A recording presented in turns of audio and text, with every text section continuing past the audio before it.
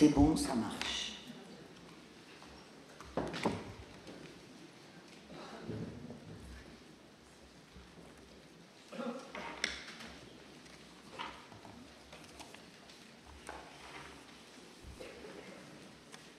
Bonsoir et merci d'être venu m'écouter sur un sujet complexe dont on parle beaucoup, du moins pour ceux qui sont intéressés à la fois, ceux et celles qui sont intéressés à la fois par la question des femmes et à la fois par les problématiques liées au monde musulman.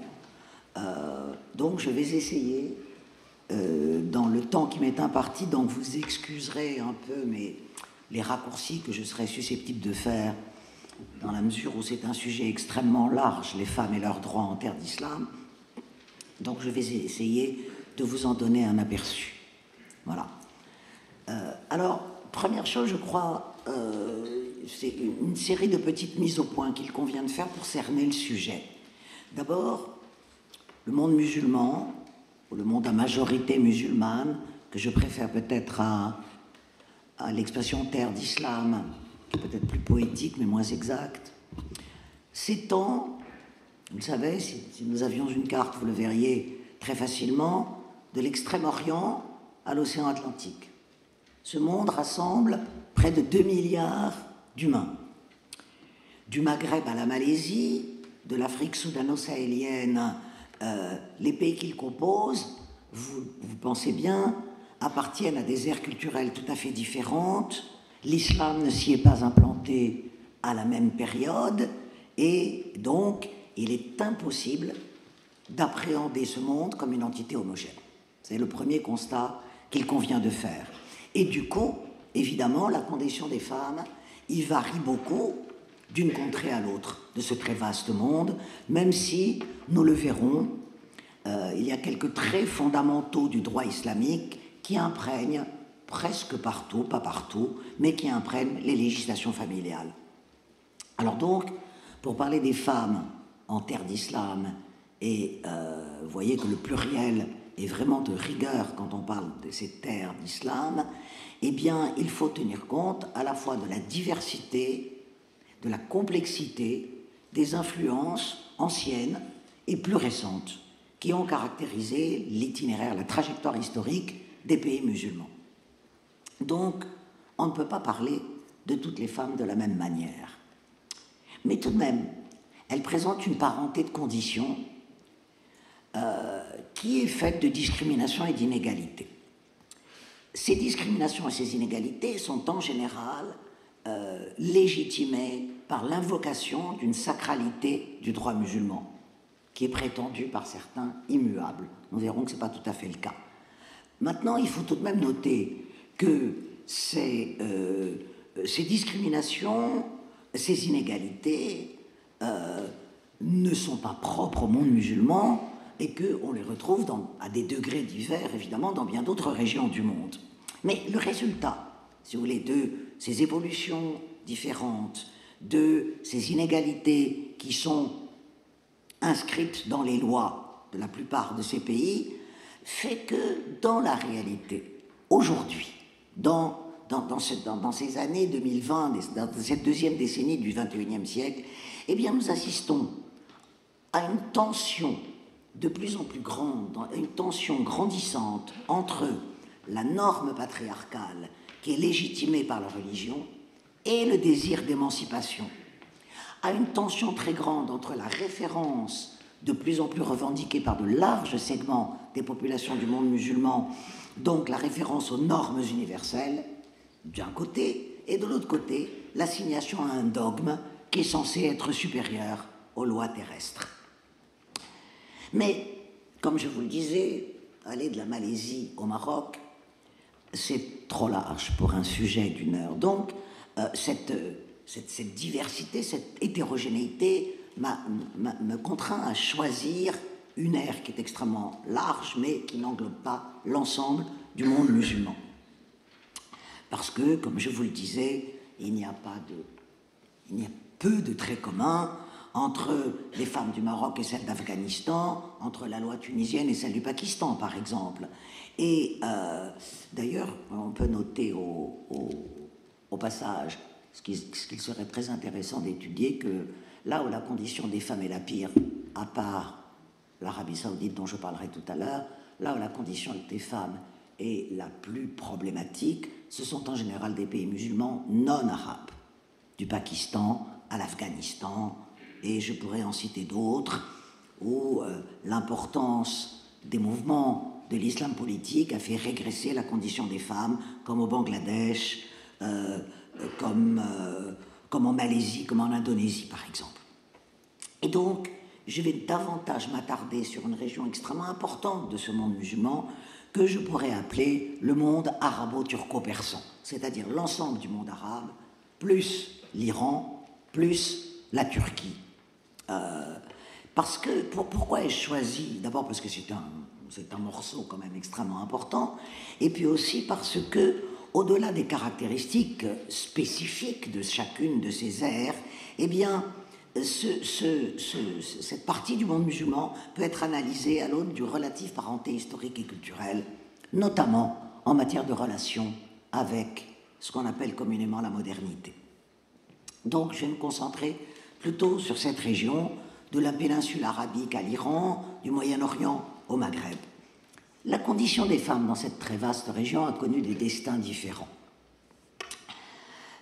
On a parlé du féminisme d'État tunisien, on verra ce qu'il en est tout à l'heure. Vous connaissez le dogmatisme conservateur saoudien, la laïcité kémaliste qui a prévalu en Turquie jusqu'à une époque récente, la régression iranienne consécutive à la proclamation de la République islamique en 1979. Donc, j'essaierai d'analyser les avancées, parce qu'il y en a eu, des droits des femmes dans cette vaste région, les reculs également, parce qu'il y en a, et pour finir, de rendre compte des luttes que partout les femmes mènent pour élargir le champ des droits, ou alors l'élargir dans les pays où elles en ont déjà, ou en obtenir dans les pays où elles n'en ont pratiquement pas. Pour commencer, dans un premier point, je vais m'attarder sur le conflit qu'il y a d'une certaine façon entre l'histoire, qui est un mouvement, toujours, et le droit, qui souvent n'est pas assez en mouvement, justement dans cette partie du monde. Parce que si on prend le monde arabe, dont la quasi-totalité, c'est-à-dire la totalité sauf le Maroc, a fait pendant plusieurs siècles partie de l'Empire ottoman, si l'on prend donc ce monde arabe ottomanisé pendant plus de 4 siècles, l'Empire ottoman lui-même, enfin la Turquie héritière de cet empire, et son vieux concurrent, l'Empire perse qui est devenu l'Iran, ces pays, cette ère culturelle, a une longue histoire de rapport avec la modernité. Et cette longue histoire de rapport avec la modernité fait que ce rapport à la modernité a commencé à infléchir les lois de cette partie du monde à partir des années 1830-1840. Donc vous voyez, à partir d'une période qui, pour les pays qui furent colonisés par la suite, est antérieure à la colonisation européenne. Et la question du rapport entre la condition des femmes et la modernisation des sociétés s'est posée un peu plus tard, à partir des années 1880 à peu près, où les penseurs d'une partie du monde arabe ont commencé à réfléchir sur le lien possible entre modernisation des sociétés et changement du statut des femmes. Et depuis, on peut dire, depuis la fin du XIXe siècle, eh bien, cette question n'a plus cessé d'occuper le centre des débats. Contrairement d'ailleurs à l'idée qu'on s'en fait parfois au nord de la Méditerranée, où l'on croit que toute cette partie du monde est dans une espèce d'immobilisme immuable. C'est absolument pas le cas. Et dès le début du XXe siècle, dans la foulée de ce qu'on a appelé le mouvement réformiste, c'est-à-dire un mouvement de réforme dans toute cette région, de la Turquie à l'Iran, à l'Égypte, à la Syrie, à la Tunisie. Ce sont les principaux pays qui ont connu ce mouvement réformiste extrêmement puissant. Eh bien, des femmes ont commencé à réclamer des droits. elles ne se sont pas toujours frontalement opposées à la norme religieuse, mais elles ont revendiqué d'abord le droit à l'éducation et à la scolarisation. Et dans les pays les plus avancés, cette éducation, cette scolarisation a commencé dès le tout début du XXe siècle. Elles ont commencé également à revendiquer l'accès à la sphère publique et non plus les traditions de réclusion dans la sphère privée. Elles ont demandé l'abolition des dispositions juridiques les plus discriminatoires, comme la polygamie, comme le privilège masculin de répudiation, et elles ont demandé, c'était une de ces proto-féministes du début du XXe siècle, elles ont demandé, vous voyez comme les choses peuvent changer, c'était la principale revendication, l'abandon de l'obligation du port du voile. Dans l'ensemble de cette partie du monde, l'abandon de l'obligation du port du voile a toujours été une revendication extrêmement importante.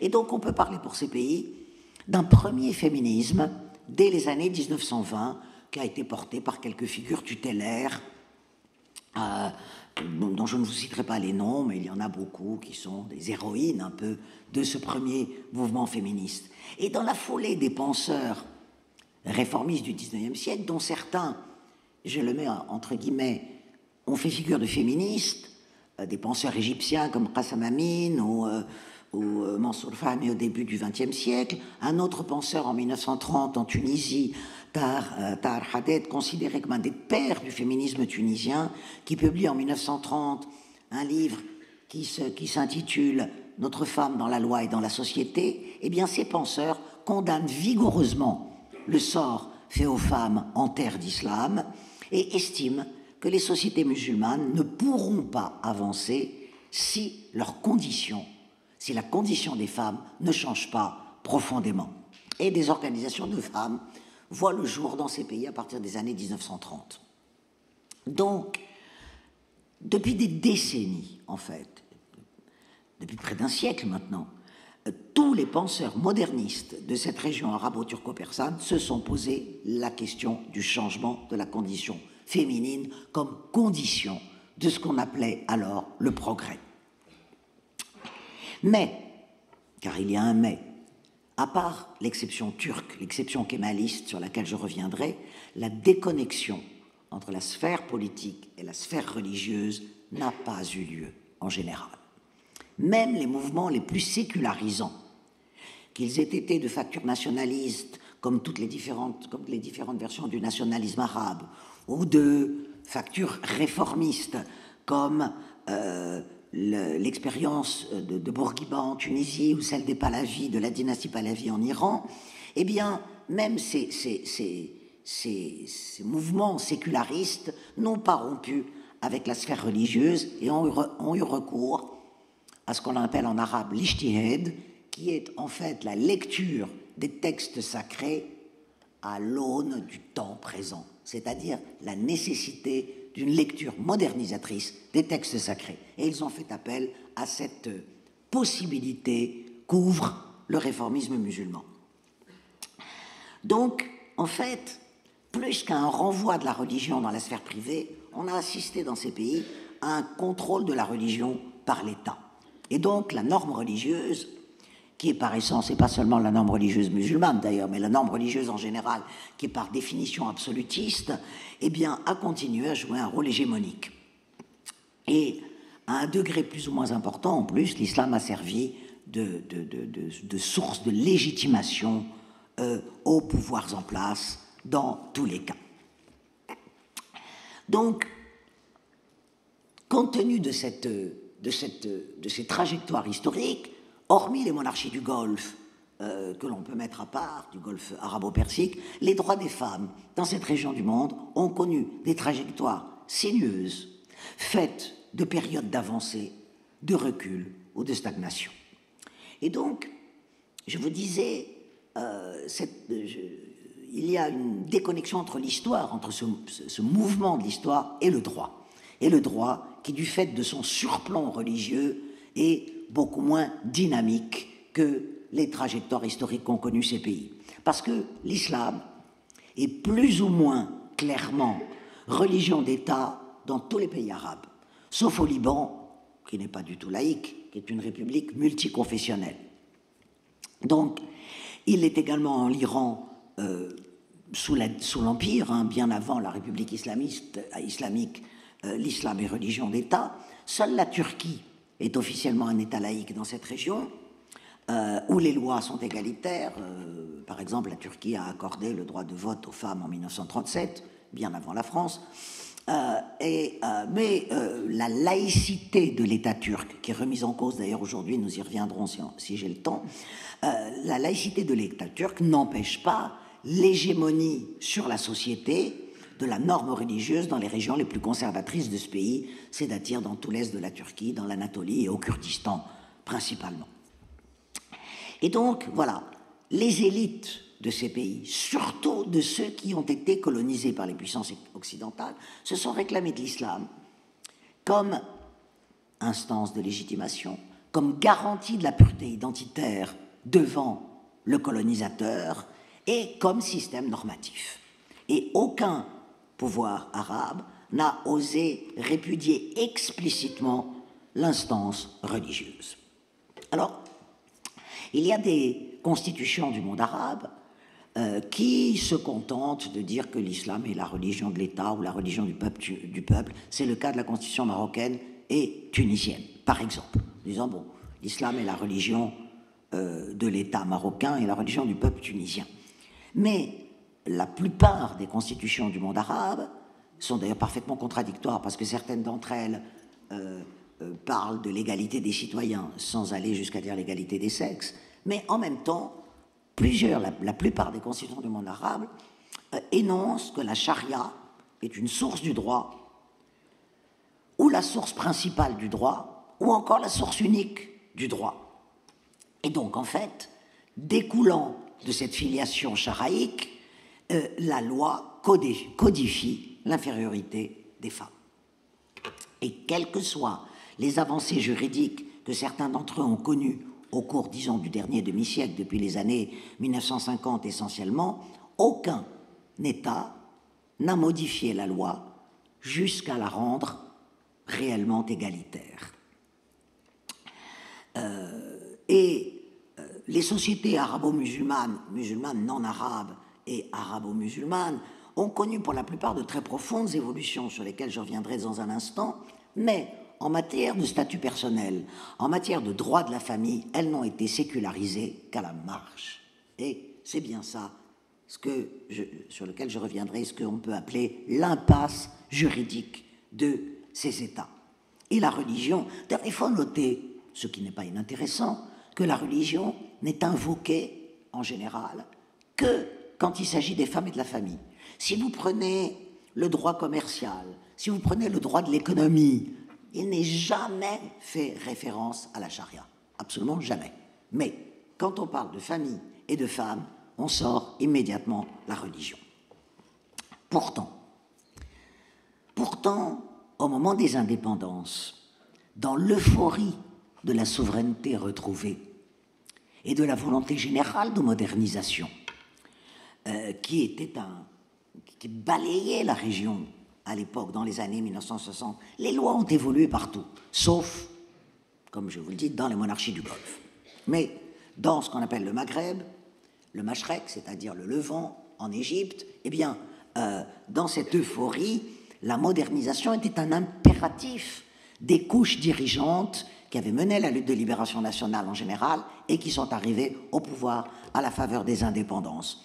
Et donc, la plupart ont élaboré de nouveaux codes de la famille. L'Égypte après l'indépendance en 1936, la Jordanie en 1951, la Syrie en 1953, la Tunisie en 1956, le Maroc en 1957, l'Irak en 1959, se dotent de codes de la famille ou de codes du statut personnel. Ça ne s'appelle pas tout à fait de la même façon selon les pays.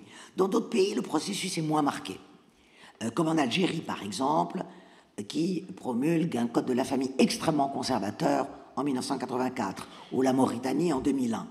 Mais, à des degrés différents, ces codes de la famille sont tous en rupture avec l'ancien et transforment les rapports au sein de la famille sur le modèle conjugal. C'est un abandon de la famille patriarcale, plurigénérationnelle, et sécularise d'une certaine manière la vie juridique, sans, comme je vous le disais, couper les attaches avec le système de normativité islamique, auquel, sous des modalités diverses, toutes les législations font référence, sauf la turque, comme je vous le disais.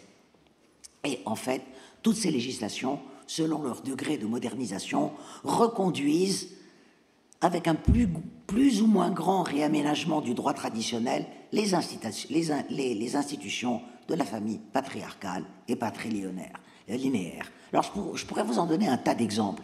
Je vais vous en donner quelques-uns. Le Code algérien de la famille de 84, parce que c'est le plus caricatural, qui dit très explicitement, en l'absence d'une disposition dans la présente loi, il est fait référence aux dispositions de la charia. Tout ce qui n'est pas dans la loi, il faut aller chercher dans la charia. Et je vais quand même vous citer une citation pour vous montrer l'importance du surplan religieux de l'ex-président Bouteflika, quand il y a eu une réforme extrêmement modeste, très homéopathique du Code de la famille algérien en 2005. Voilà ce que disait à l'époque Bouteflika. Vous avez revendiqué l'amendement du Code de la famille. Vous l'avez eu. Mais je ne pouvais pas faire plus. Il m'était impossible de suivre la voie de certains pour désobéir à Dieu. Je ne peux marchander avec les versets. Au hadith, peut-être, les hadiths dans le droit musulman, ce sont les dits du prophète, qui servent aussi de référence normative. Au hadith, peut-être que on peut trouver certaines interprétations, mais pas au verset. La loi égyptienne de la famille de 2001, les décisions sont prises conformément aux lois du statut personnel. En cas de silence des textes, il est fait recours à l'opinion prévalente de la doctrine de l'imam Abu Hanifa, parce qu'il y a 4 écoles juridiques dans l'islam sunnite, l'école hanifite, malikite, hanbalite et shaféite. L'Égypte est un pays de code hanifite, donc c'est toujours un code charaïque. Code mauritanien, pareil. Le code marocain, après la révision de 2004, qui était une révision plutôt modernisante, plutôt progressiste, pour tout ce qui n'a pas été expressément énoncé dans le présent code, il y a lieu de se référer aux prescriptions du rite malékite ou aux conclusions de l'effort jurisprudentiel. Et en annonçant la réforme de la Moudawana en 2004, le roi Mohammed VI, dans son discours, disait « Je ne peux, en ma qualité de commandeur des croyants, autoriser ce que Dieu a prohibé, ni interdire ce que le Très-Haut a autorisé. » Donc, vous voyez toujours ce surplomb religieux. Et la Moudawana, c'est-à-dire le code de la famille marocain de 2004, est un progrès, mais, par exemple, ce code n'abolit pas la polygamie, il la rend très difficile, mais il ne l'abolit pas, et l'autorité parentale reste une exclusivité du père. Alors, on peut se poser la question de savoir, parce que c'est une question que l'on me pose très souvent, est-ce qu'il y a une exception tunisienne? Parce que la Tunisie, dans son code du statut personnel de 1956, est allée beaucoup plus loin et a transgressé des dogmes, par exemple, comme a transgressé des dogmes en interdisant la polygamie totalement, laquelle, à partir de 1956, a été passible de sanctions pénales, donc de prison et amende. Et donc, bon, je ne vous citerai pas toutes les innovations législatives du Code du statut personnel de 1956, mais il y en a de très nombreuses. Par exemple, j'en citerai une seconde, une deuxième à part l'interdiction de la polygamie, c'est le divorce, l'initiative du divorce qui remplace la répudiation et qui est accordée exactement dans les mêmes conditions aux conjoints, aux deux conjoints, sans aucune discrimination entre les sexes. Mais Bourguiba, le premier président de la Tunisie indépendante, qui fut un grand réformateur, n'a jamais rompu totalement avec le dogme religieux. Il s'en est fait l'interprète dans une lecture moderniste du texte. Et il a toujours réclamé en être l'interprète dans une lecture moderniste du texte. Donc en fait, il a utilisé, comme d'autres, tous les ressorts de l'islam libéral et du réformisme religieux. Il les a mobilisés pour faire cette réforme du droit de la famille, qui est une réforme sécularisante, incontestablement, mais pas une réforme laïque. Voilà un petit peu ce cadre général. Je pourrais ajouter que tous les États musulmans, sans exception, ont émis des réserves à la Convention des Nations Unies de 1979, qui s'appelle la Convention contre toutes les discriminations à l'égard des femmes, qui est connue sous son acronyme anglais de CEDAW, et tous les États ont émis des réserves. Quand c'est une convention, c'est comme un traité international, hein, et les États peuvent émettre des réserves en disant « je ne respecterai pas tel article de ce traité ». En principe, les réserves qui sont émises ne doivent pas attenter à l'esprit de la Convention. Et en général, dans les réserves émises par les pays musulmans, elles y attendent. Depuis 2010, la Tunisie et le Maroc ont supprimé toutes les réserves qu'elles avaient apportées à cette Convention, sans pour autant incorporer la totalité des dispositions de la CEDAW à leur législation interne. Mais là aussi, et je voudrais insister là-dessus, cette inscription, disons, du religieux dans la loi et ces réserves apportées aux lois égalitaires internationales, aux normes égalitaires internationales, ne sont pas propres aux pays musulmans, sont propres à tous les pays dans lesquels la norme religieuse fait loi. Si je prends l'exemple de l'État d'Israël, par exemple, il n'y a pas de code de la famille civile en Israël, c'est la loi religieuse qui fait droit de la famille, et l'État d'Israël a émis pratiquement des réserves identiques à celles des pays arabo-musulmans à la Convention internationale de 1979. Alors, dans un deuxième point, après avoir essayé de voir cette tension entre l'histoire, la volonté de modernisation et le relatif, très relatif, immobilisme du droit, ou je dirais plutôt des avancées bloquées du droit. Il s'agit plus d'avancées bloquées par une norme qui le surplombe que d'immobilisme, parce qu'il n'y a pas eu, sauf dans le Golfe, d'immobilisme du droit. Dans un deuxième temps, donc, je voudrais vous parler des bouleversements contemporains. Ça apporte quoi? Ça fait avancer quoi? Ça fait régresser quoi? Parce que la place des femmes dans cette partie du monde a radicalement changé en une soixantaine d'années. Dans certains pays, il y a eu des avancées considérables, dans d'autres, des régressions graves. En tout cas, partout, les rapports de genre ont été bouleversés, souvent pour le meilleur, parfois pour le pire. Alors, quels sont-ils, ces bouleversements sociétaux? Sauf dans les zones rurales les plus reculées de cette partie du monde, si je prends les zones rurales du Yémen, qui est un pays très féodal, les zones rurales du Soudan, les zones les plus reculées des Atlas marocains, sauf donc dans ces zones très reculées, à des degrés divers, mais partout, de l'Iran au Maroc, la place des femmes dans les sociétés dont je vous parle a évolué au cours des 60 dernières années comme elle n'avait jamais évolué au cours des siècles précédents. Alors, je ne vais pas détailler ces évolutions, évidemment, ce serait beaucoup trop long, mais je vais quand même en citer quelques-unes. Je vous parlais il y a un instant de la scolarisation. La scolarisation des filles a constitué partout une révolution. Et il y a des pays, aujourd'hui, où la scolarisation est quasi générale, c'est-à-dire que les filles sont scolarisées à plus de 90%. Il y a des taux dans certains pays qui atteignent les 95% de scolarisation. Et donc, ça, c'est une révolution. Et aujourd'hui, y compris dans les États les plus épouvantablement conservateurs comme l'Arabie saoudite, elles constituent la majorité des bachelières et sont plus nombreuses que les étudiants masculins dans les universités. Partout. Donc ça finira d'ailleurs par poser un problème politique qui n'est pas spécifique non plus au monde musulman, mais le monde musulman, là vous voyez, n'a pas échappé à une tendance générale, à une tendance mondiale. Le monde musulman n'est pas hors du monde, il est dans le monde avec ses contradictions, mais il n'est pas hors du monde. D'autres révolutions, le comportement démographique, puisque en une génération, on a enregistré dans certains pays une chute drastique des taux de natalité et des indices de fécondité. Cela dit, cette évolution est tout à fait différente selon les régions. En fait, si on prend le Maghreb, la Turquie et un peu plus tardivement l'Iran, cette baisse de la natalité, de la fécondité, donc de la natalité, est extrêmement importante. Et elle a été très rapide. En revanche, au Moyen-Orient, dans ce qu'on appelle le Mashrek, et en Égypte, cette baisse de la fécondité, de la natalité, a été beaucoup moins rapide, même si elle existe.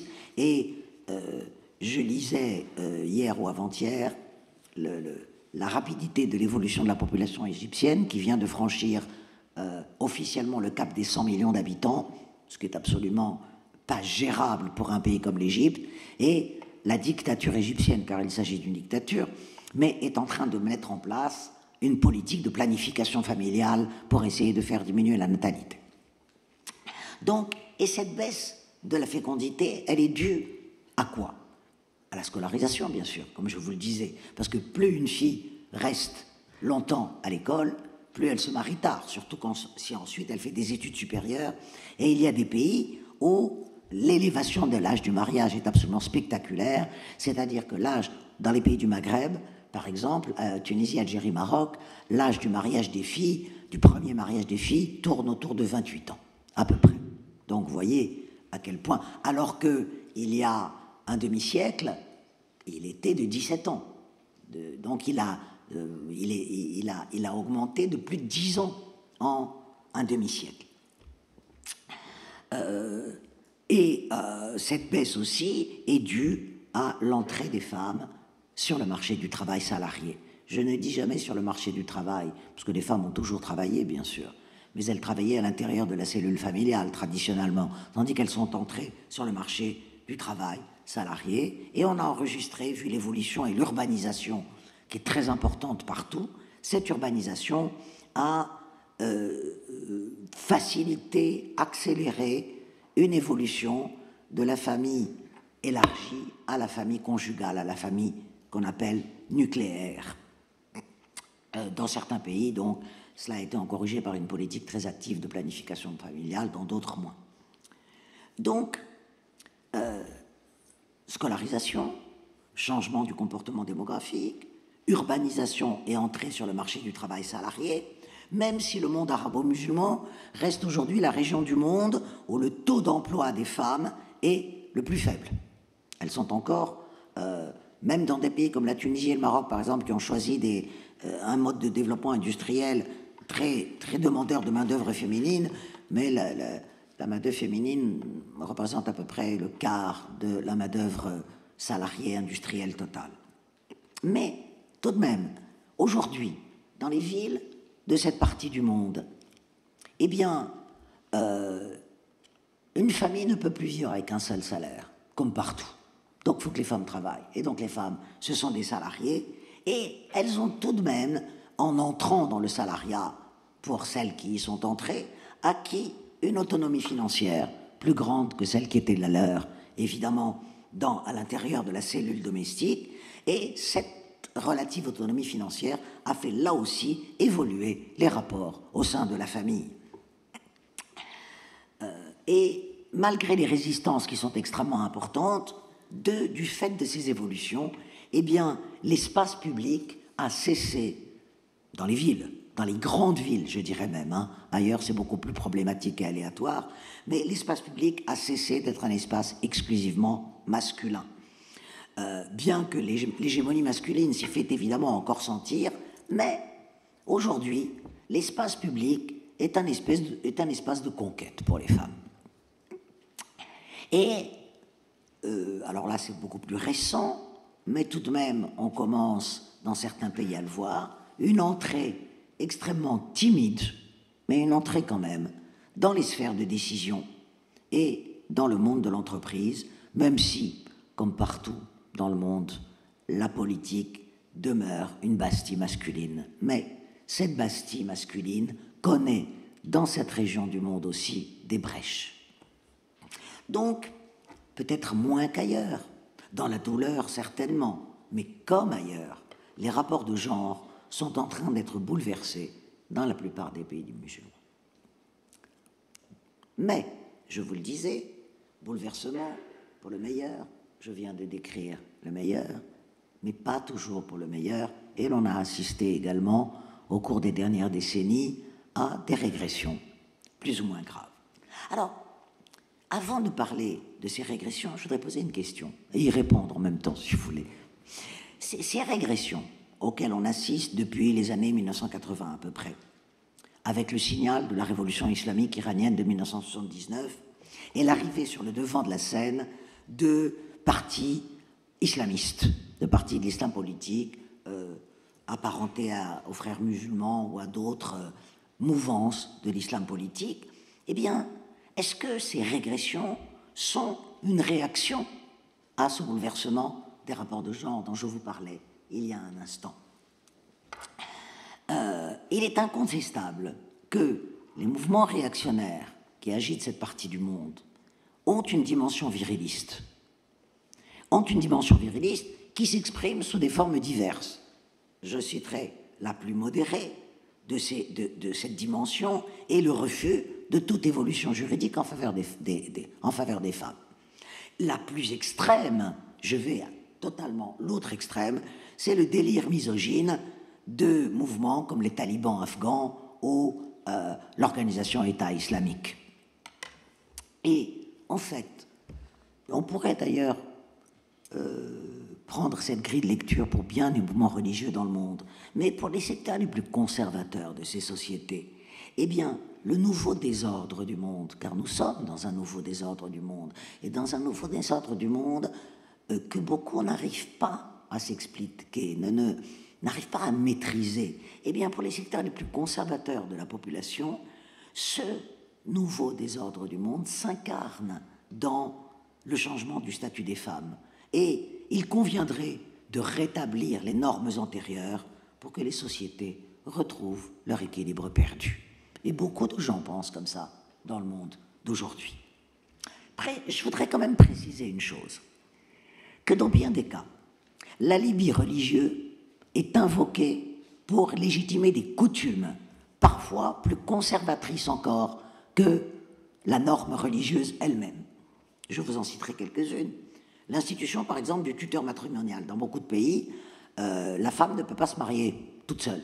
Il faut qu'elle soit accompagnée par un homme, c'est ce qu'on appelle le wali, le tuteur matrimonial, qui signe le contrat de mariage à sa place. Donc, ce qui montre qu'elle est une mineure, en réalité. Eh bien, il n'y a aucune mention dans le texte coranique du tuteur matrimonial. Ça n'existe absolument pas. Mais ça existe dans certains corpus du droit positif musulman, comme le droit malékite, qui est le droit majoritaire en Afrique du Nord. C'est pareil, il n'y a aucune mention des crimes d'honneur dans les textes sacrés, qui pourtant sont assez répandus dans une partie du Moyen-Orient musulman, à commencer par la Turquie intérieure, la Jordanie, etc. C'est le cas, je pourrais en citer la réclusion des femmes, par exemple. La réclusion des femmes n'est pas inscrite dans les textes sacrés. Donc vous voyez que, en fait, la charia, invoquée par les secteurs les plus conservateurs du monde musulman, à bon dos aussi, c'est un concept d'abord au contour très flou. Il n'y a aucun texte en droit musulman qui s'appelle charia. Ça n'existe pas. En arabe, la charia veut dire la voie. Je ne dirais pas que les musulmans sont taoïstes, je n'irai pas jusque-là. Mais le mot arabe charia veut dire la voie. Donc c'est une direction, la charia. Et elle est interprétée par les secteurs les plus conservateurs de cette partie du monde, eh bien, comme un ensemble de dogmes, de lois, qui sont en réalité des productions juridiques parfaitement humaines. Et donc, ce qui permet de comprendre d'ailleurs comment l'invocation du Coran peut permettre à un Bourguiba en Tunisie de faire des lois progressistes et à l'Arabie Saoudite d'interdire toute progression de loi en invoquant le même texte sacré, ce qui montre bien qu'il est sujet à différentes interprétations. En tout cas, je ne vais pas faire non plus ici aussi l'inventaire de toutes les raisons qui ont fait entrer le monde, et pas seulement le monde musulman, dans une période de réaction religieuse, mais les périodes de réaction religieuse sont toujours dommageables aux femmes. qui en sont toujours les premières victimes.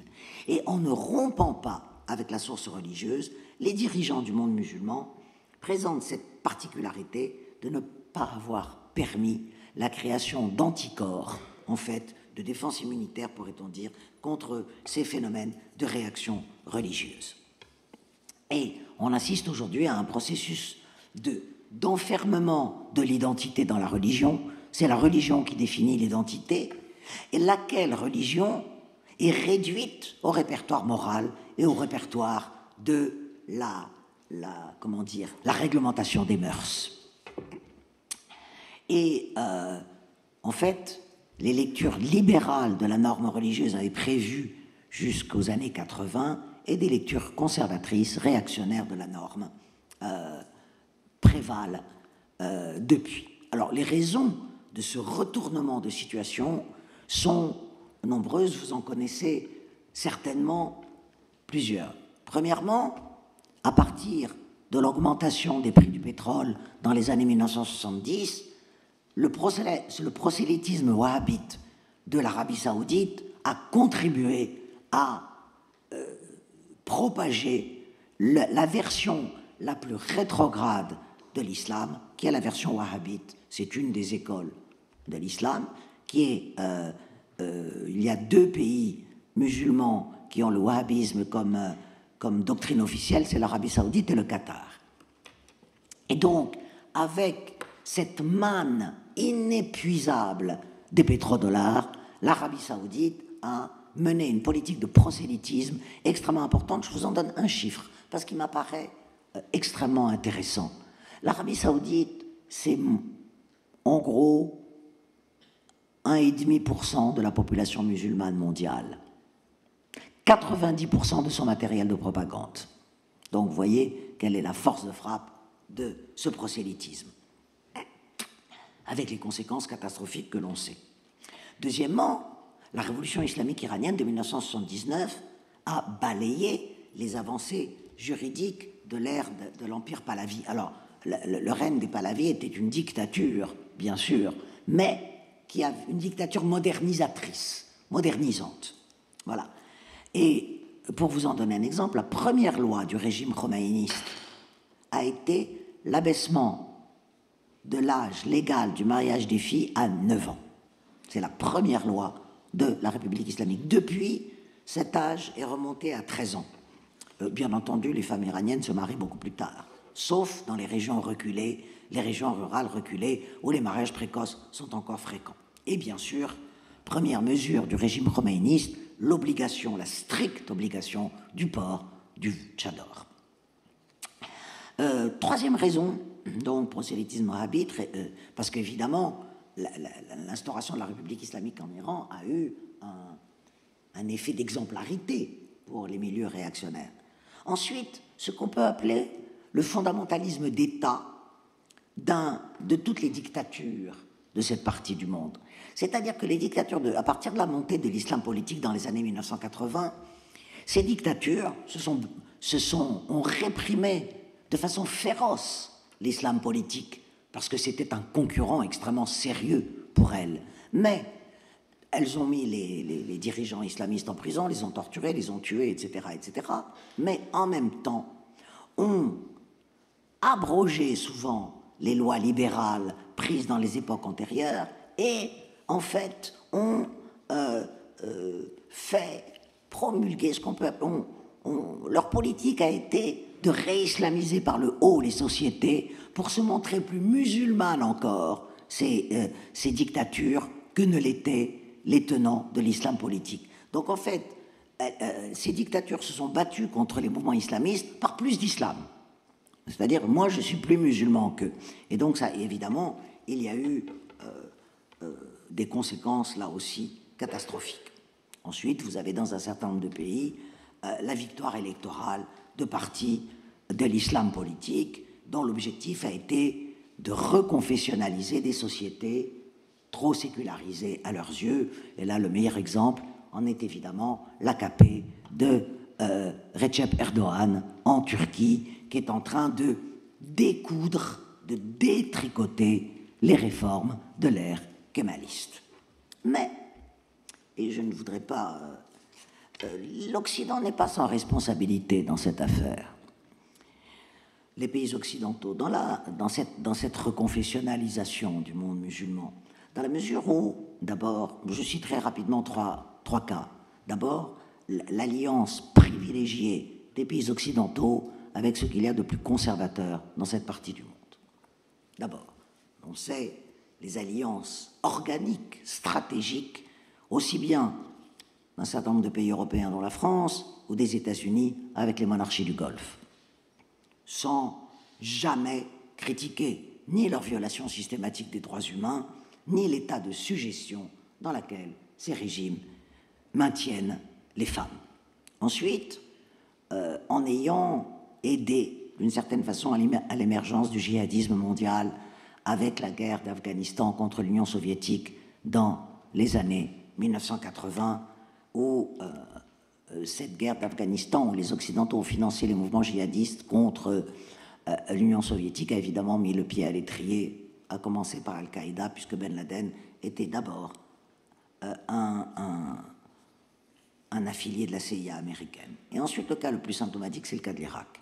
L'invasion américaine de 2003 a totalement reconfessionnalisé l'Irak. En fait, l'Irak était une dictature sanglante et séculière. Et l'invasion américaine a donné le pouvoir à la hiérarchie religieuse chiite.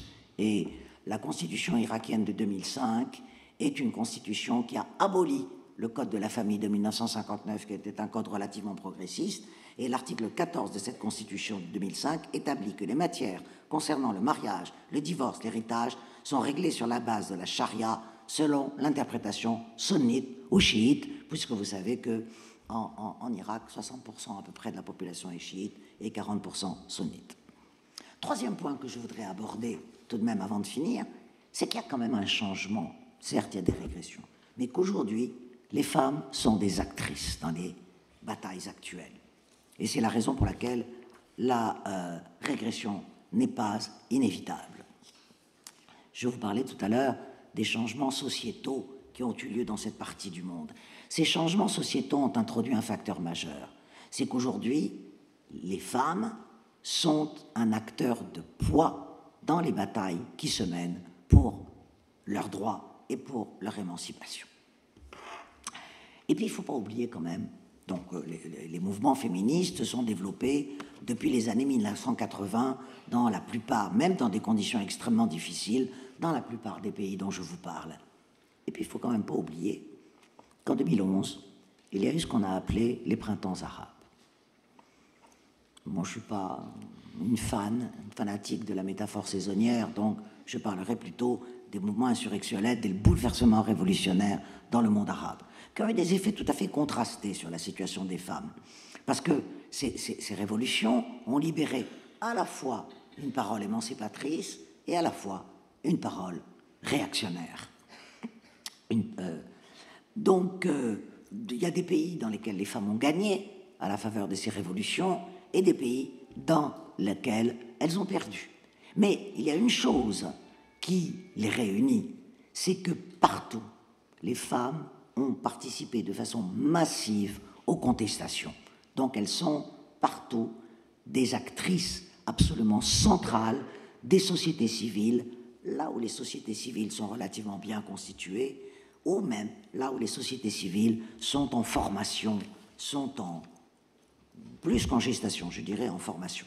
Je ne vous citerai pas une fois de plus la Tunisie, parce que ceux et celles qui me connaissent vont m'accuser de partialité.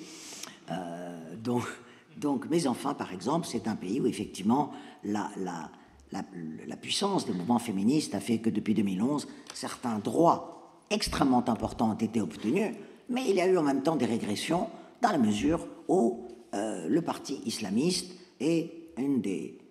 a une position hégémonique dans la vie politique tunisienne et a renforcé la dimension conservatrice d'une partie de la société tunisienne.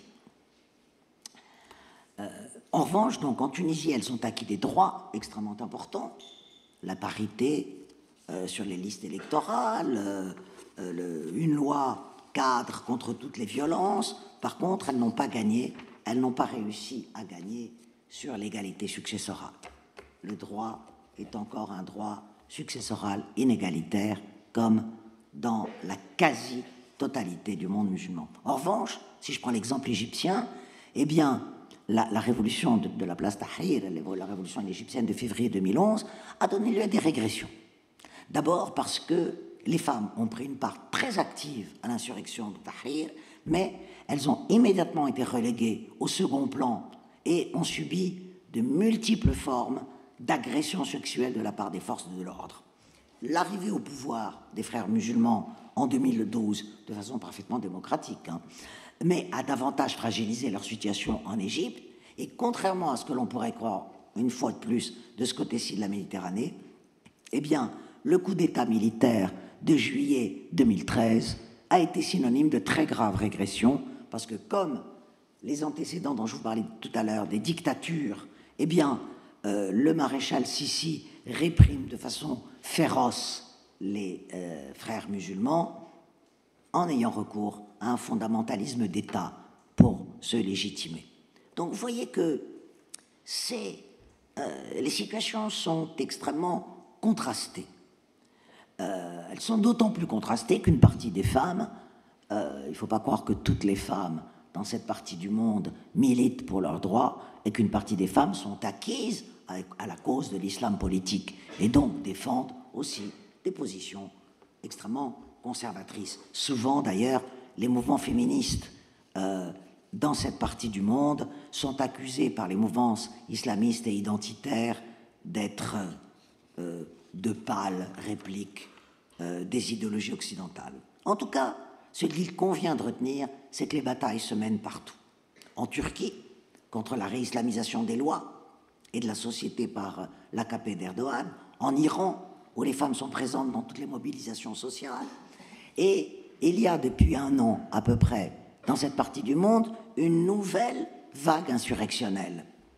Et au Liban, en Irak, au Soudan, en Algérie, sauf en Algérie où la situation est un peu plus compliquée, mais si je prends l'exemple du Liban, de l'Irak et du Soudan, eh bien, une des principales revendications de la rue est la déconfessionnalisation des régimes et des sociétés.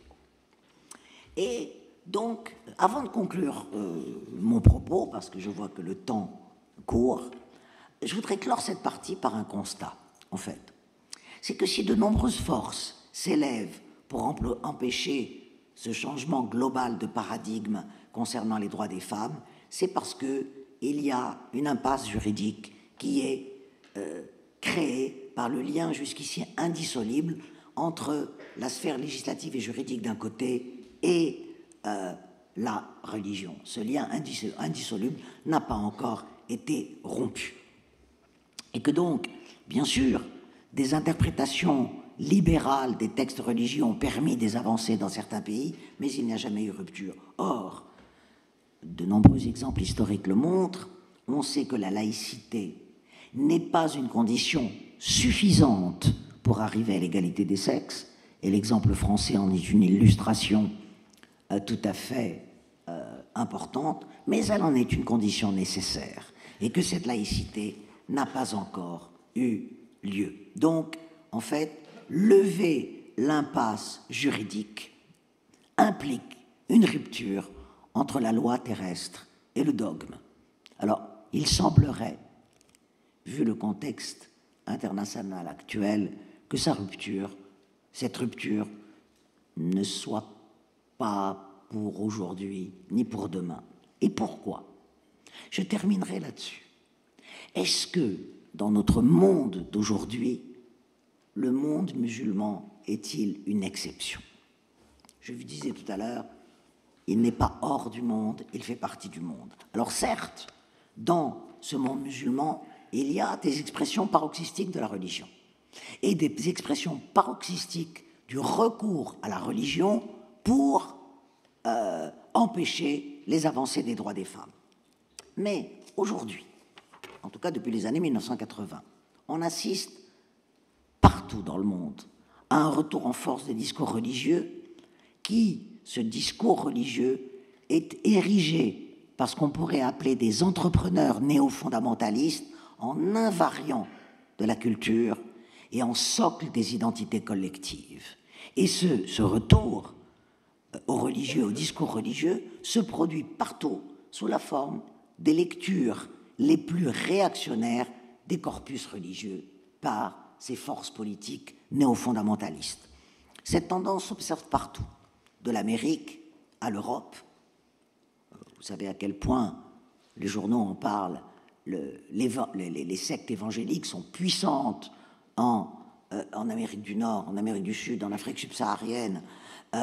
Donc, là, en Europe, évidemment, vous avez des pays, je citerai la Pologne, par exemple, où la puissance de l'Église, la puissance renouvelée de l'Église empêche des avancées des droits des femmes, au fondamentalisme hindou qui est aujourd'hui prééminent dans l'Inde de Narendra Modi.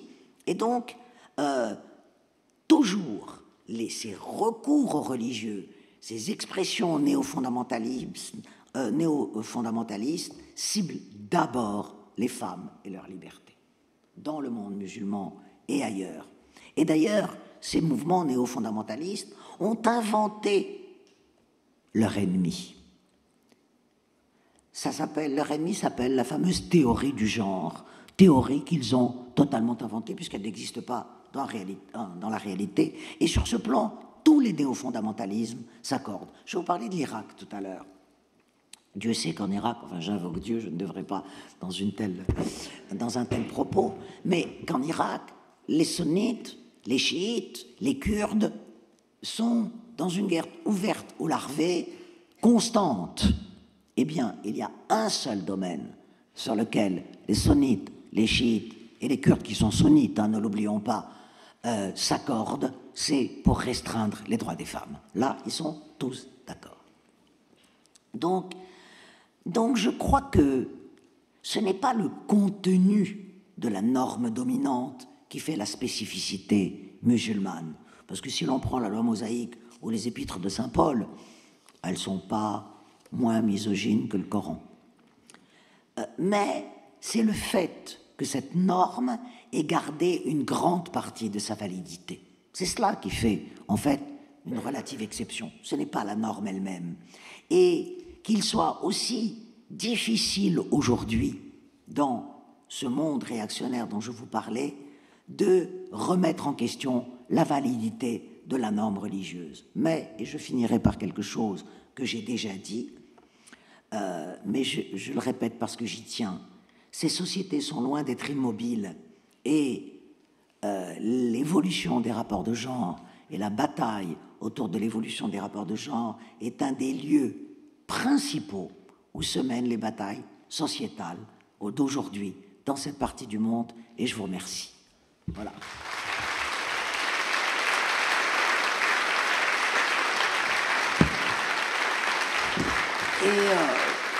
Merci.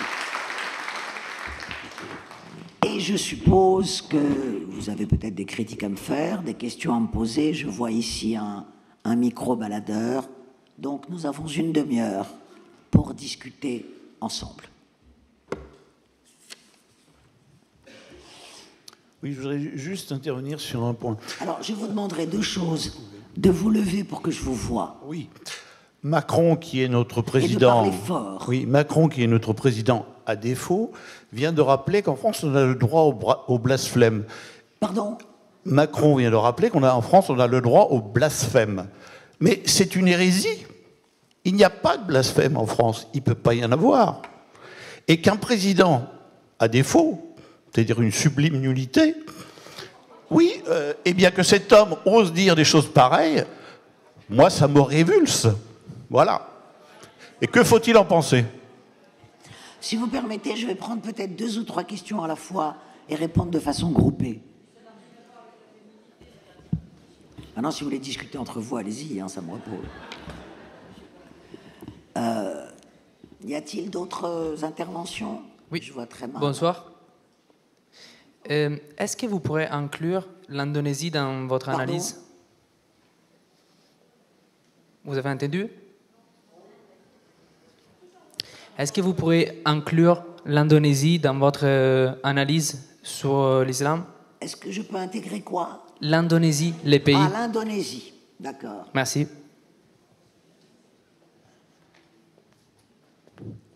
Y a-t-il une autre...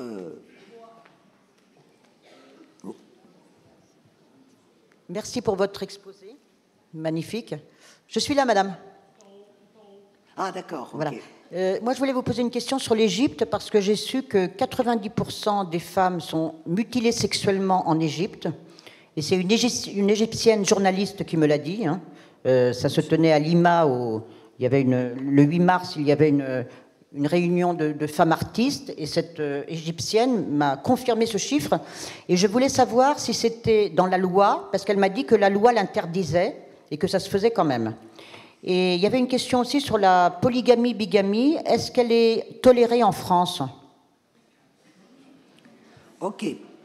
Je vais commencer par répondre à cela, ou par essayer de répondre, car je n'ai pas une science universelle. Alors, pour les mutilations génitales féminines en Égypte, d'abord, une chose, les mutilations génitales ne sont pas une prescription coranique. Elles n'ont rien à voir avec l'islam.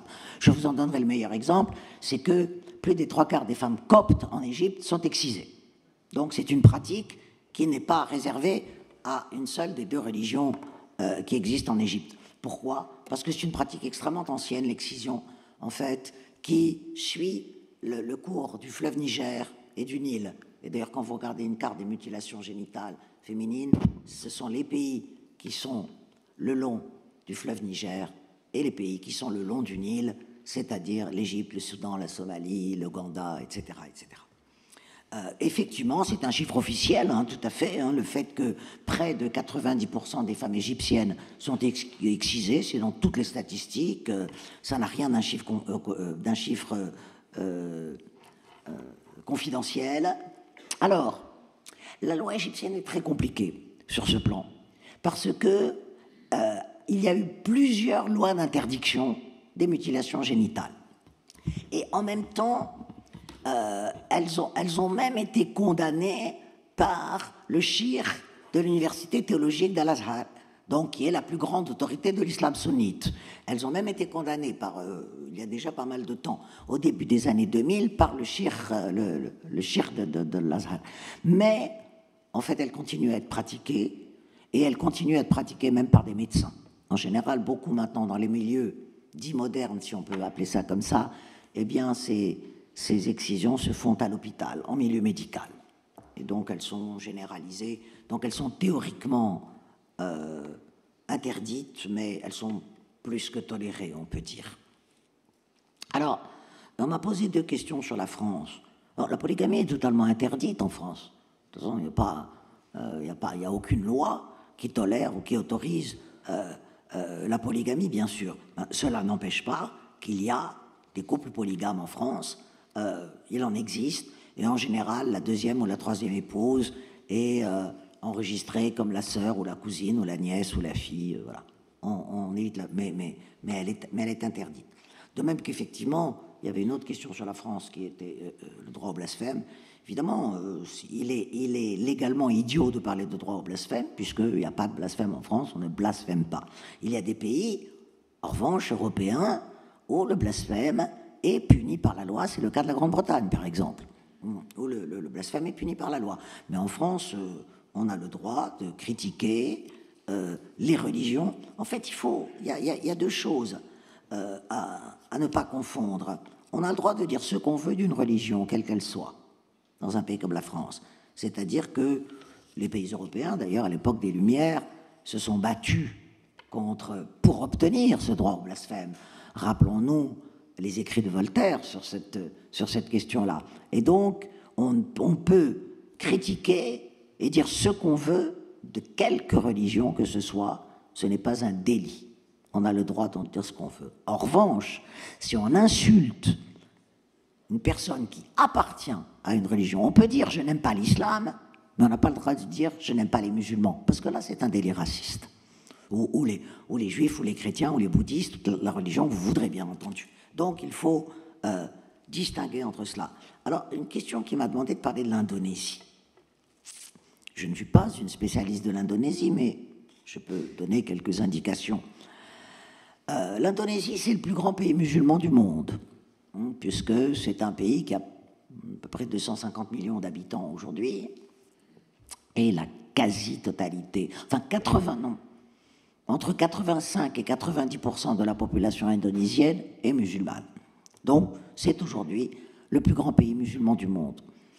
Il ne faut pas oublier qu'on a souvent tendance à se focaliser sur les pays arabes, mais les pays arabes aujourd'hui, le monde arabe, c'est à peu près 410 millions d'habitants, et je vous disais que le monde musulman, c'est près de 2 milliards. Donc les Arabes constituent une minorité des musulmans dans le monde aujourd'hui, hein.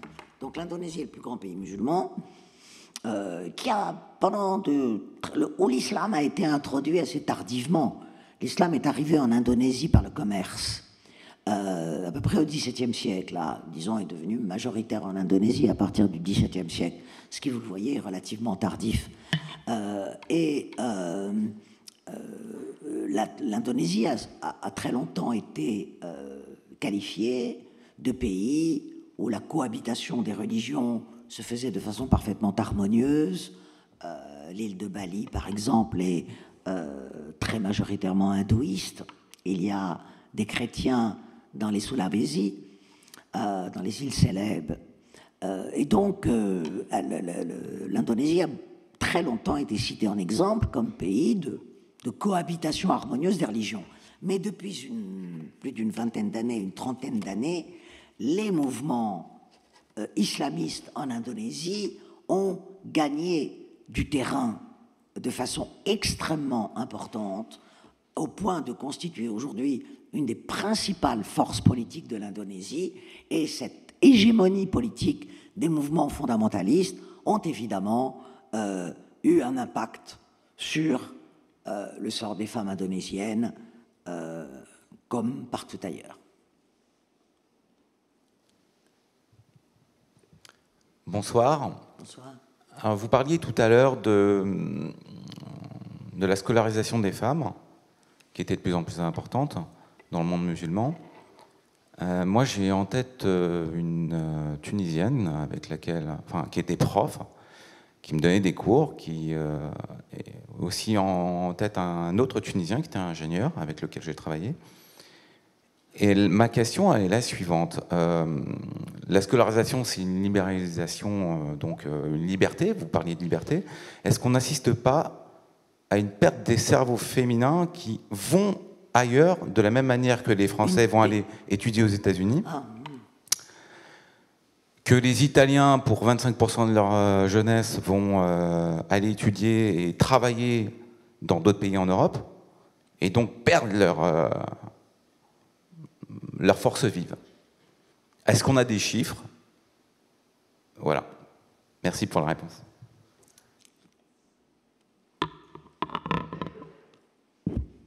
Bonsoir.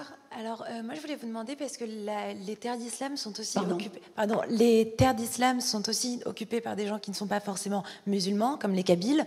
Et j'aurais. Les Kabyles sont tous musulmans à 100%. Hein. Enfin, à 99%. Ce que je veux dire, c'est qu'il y a quand même par là peut-être, en fait, ce que je voulais savoir, c'est est-ce qu'il y a une brèche possible du côté des personnes qui ne sont pas forcément musulmanes dans les terres d'islam? Voilà. Merci. Je vais répondre à ces deux questions pour lever tout de suite une ambiguïté. Les Kabyles sont à peu près à 99,5% musulmans. Il y a quelques familles chrétiennes parmi les Kabyles, parce qu'il y a eu des tentatives, à l'époque de la colonisation française, des tentatives de christianisation des Kabyles qui ont très largement échoué. Mais ça, le fait de croire que les Kabyles ne sont pas des musulmans, sont des musulmans pas comme les autres, est un vieux relent de l'idéologie coloniale. Parce que toute l'idéologie coloniale, pendant l'occupation française de l'Algérie, a essayé de séparer les Berbères des Arabes. Vous savez que les Kabyles sont des Berbères. Essayer de séparer les Berbères des Arabes, en disant que les Arabes étaient beaucoup plus arriérés que les Berbères, et que les Berbères, on pouvait peut-être en faire éventuellement quelque chose. Voilà, en gros, ça c'est le corpus de l'idéologie coloniale qui a été repris après l'indépendance en disant les Kabyles sont beaucoup plus progressistes que que les Arabes en Algérie, et ils sont beaucoup plus aptes à la démocratie, etc. Malheureusement, ce n'est pas le cas. Malheureusement, ce n'est pas le cas. Alors, j'ai beaucoup de respect pour les Kabyles, le problème n'est pas là, mais enfin, il faut voir la réalité telle qu'elle est. Si je vous le donne en matière de religion, il y a, je vous disais tout à l'heure, qu'il y a la loi et il y a la coutume.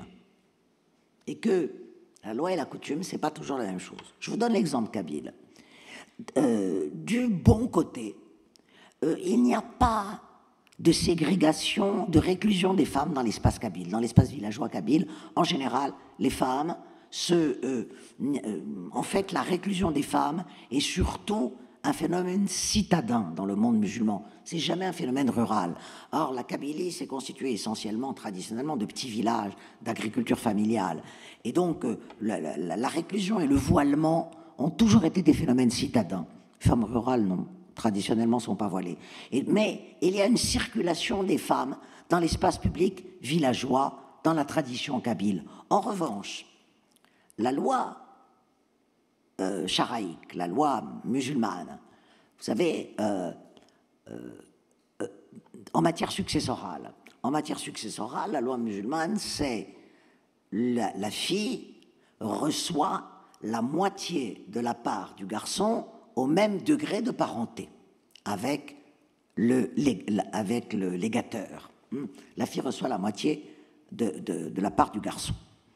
Ce qui était peut-être un progrès au 7e siècle, dans la mesure où, dans les religions traditionnelles, les filles ne touchaient rien d'un héritage, au contraire, elles faisaient partie de l'héritage très souvent.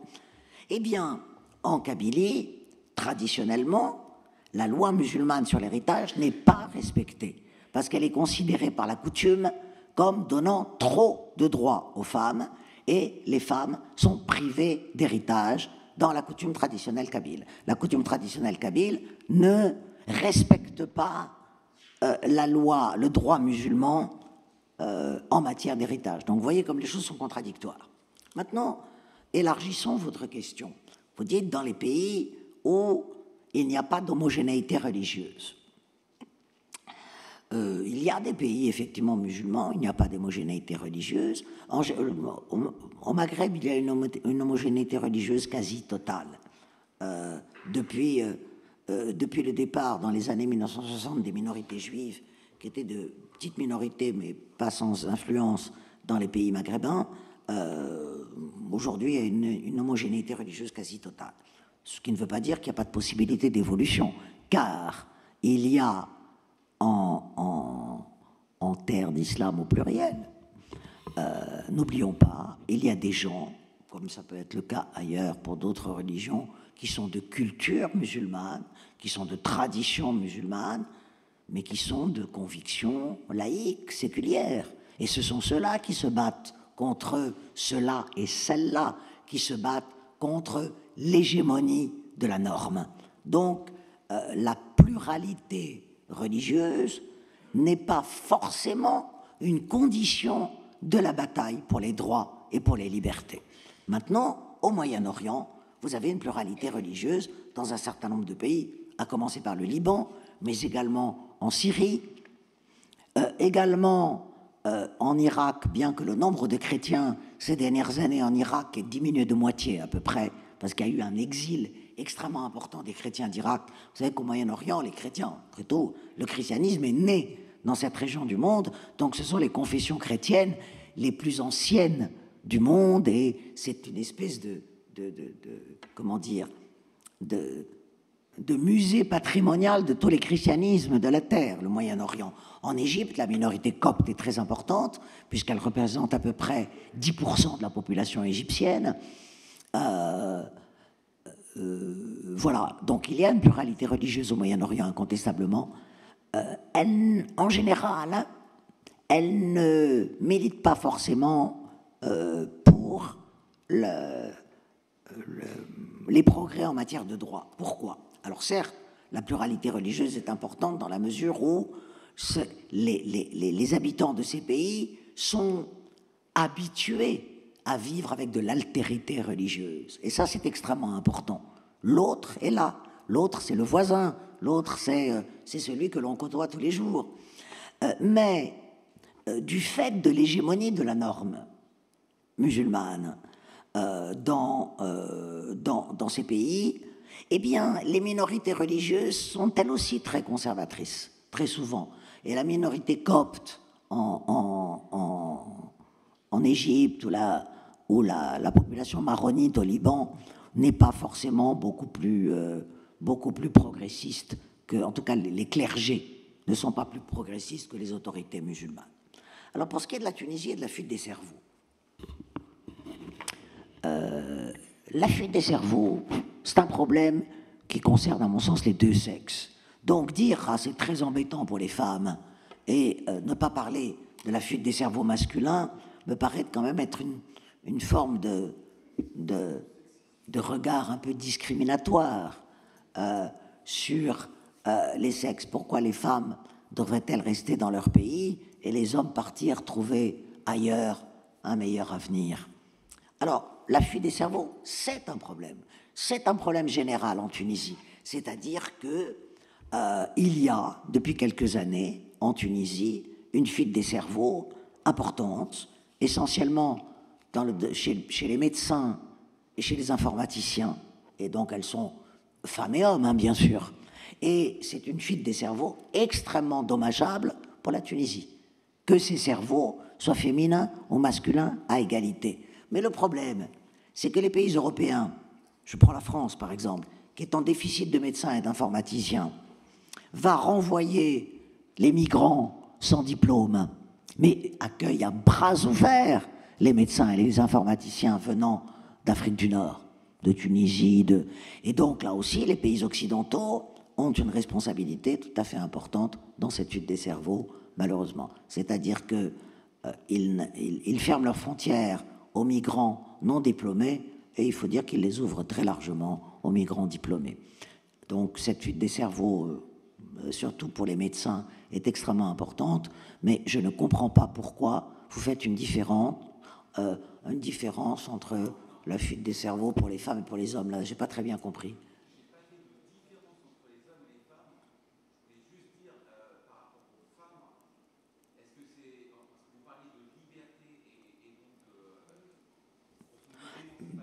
Bien sûr, bien sûr.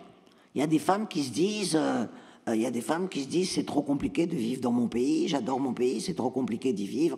J'ai envie de, et j'ai entendu j'ai envie, voilà, je ne sais pas moi, de vivre en couple sans être marié. J'ai envie d'avoir un copain sans qu'on me demande des comptes. J'ai envie de vivre seule. Sans être obligé de vivre dans ma famille parce que je ne suis pas marié, etc. Donc, effectivement, il y a une recherche de liberté. Bon, on ne va pas dialoguer. Est-ce qu'il y a d'autres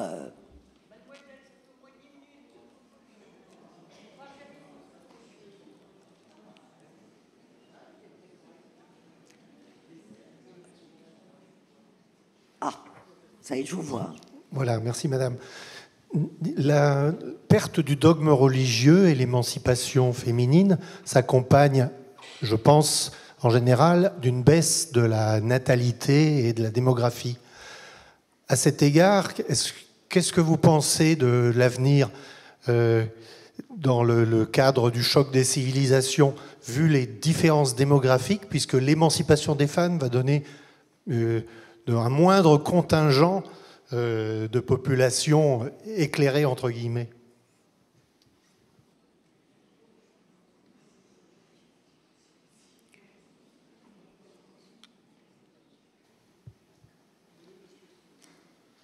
Moi, j'aurais juste une question concernant le droit à l'avortement. Quelles sont les évolutions possibles pour les femmes en terre d'islam? Est-ce que c'est quelque chose qui...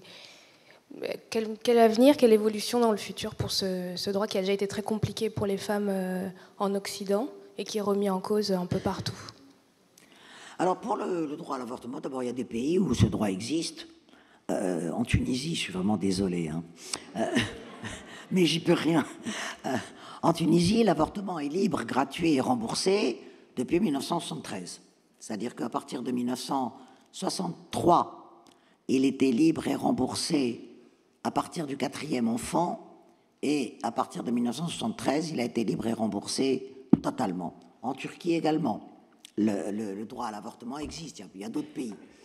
Maintenant, effectivement, dans beaucoup de pays, ce droit n'existe pas. Alors, il y a des pays où il y a des débats extrêmement importants. C'est le cas du Maroc, par exemple.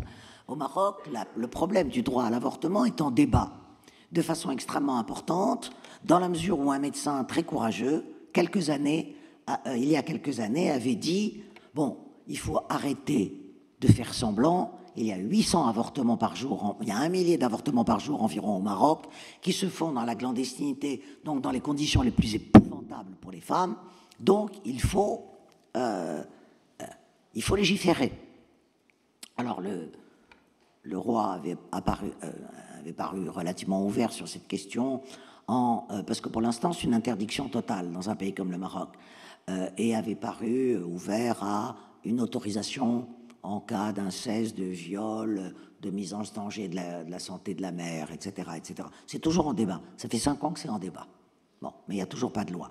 Ailleurs, il n'y a pas de débat, donc c'est extrêmement fluctuant. Mais effectivement, la question du droit à l'avortement est une question tout à fait centrale, et vous savez que les mouvements religieux réactionnaires sont des mouvements qui sont totalement focalisés sur la maîtrise du corps des femmes. C'est-à-dire que ces mouvements religieux réactionnaires, le corps des femmes ne leur appartient pas, il appartient à la société. Et donc, le corps des femmes est un domaine sur lequel on peut légiférer. Et donc, ça, c'est un des axes des lectures les plus conservatrices et les plus réactionnaires des religions. Regardez la bataille sur l'avortement en Pologne, par exemple, qui est une bataille homérique depuis quelques années. Bon. Alors, sur la démographie, j'avoue que je n'ai pas tout à fait compris votre question, parce que je ne suis pas franchement une sectaire du choc des civilisations, vous m'en excuserez.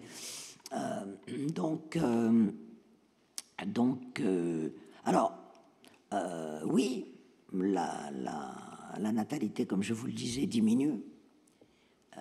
C'est une chose positive, parce que quand la natalité diminue, d'abord parce que la population ne peut pas augmenter de façon exponentielle, ça veut dire que les prestations sociales peuvent être plus importantes, que la scolarisation peut être plus importante, etc., etc. Et que donc, je vous le disais, même des régimes qui sont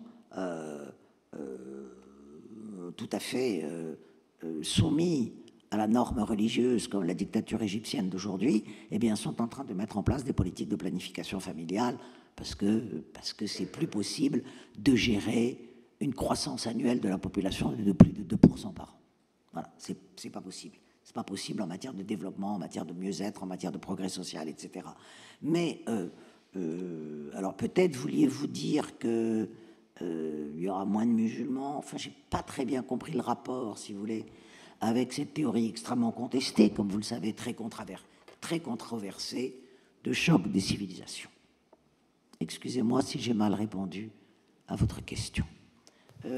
Encore une question. Parce que ça fait au moins 10 minutes. Merci. Ben oui, je suis désolée, je suis au premier rang, donc il n'y a pas de questions. Alors, madame, merci infiniment parce que vous êtes passionnante. Merci. Alors, j'ai une question. S'il vous plaît, madame, par rapport à la charia et aux dogmes musulmans et aux coutumes, en quoi cette religion est-elle contre les femmes? Parce que moi, je suis d'origine chrétienne, mais en réalité, les chrétiens, il n'y a pas d'égalité. Nous, on n'a pas le droit d'être prêtres.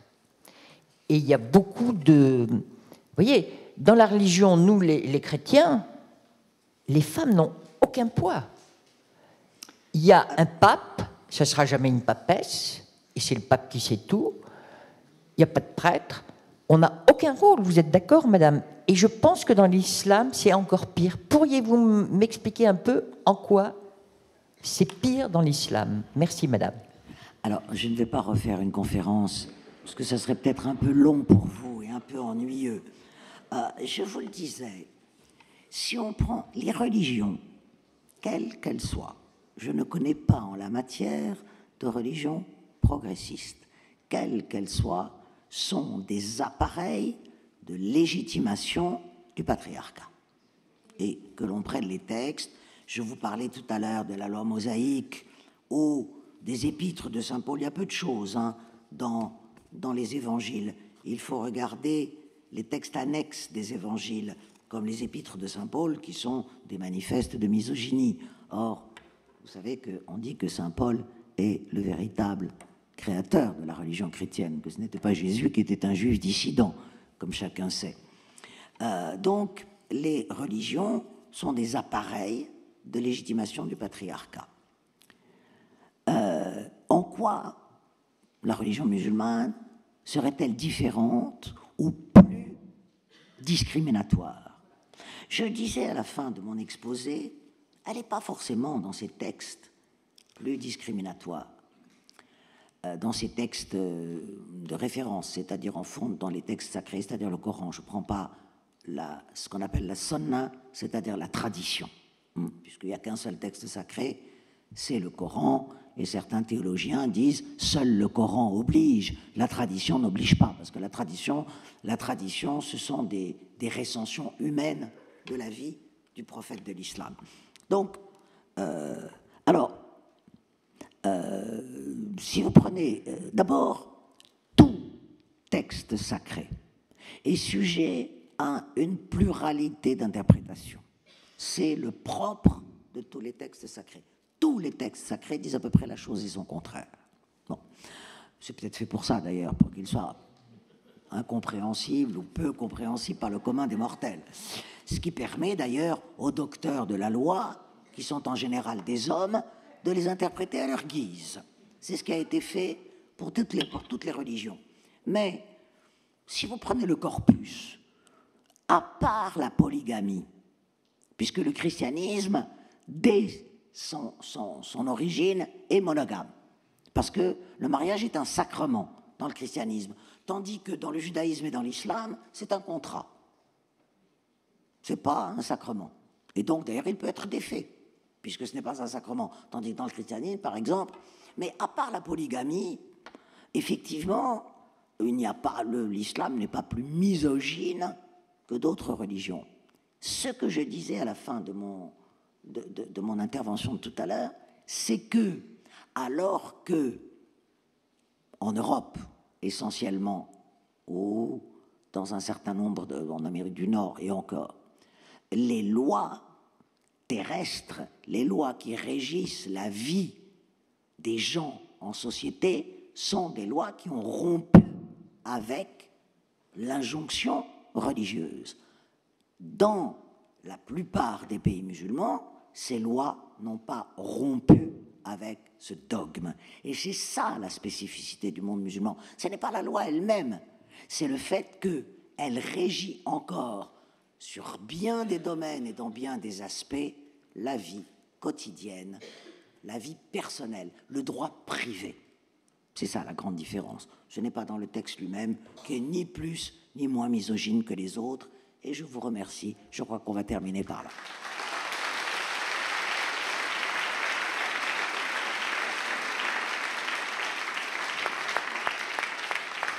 Merci.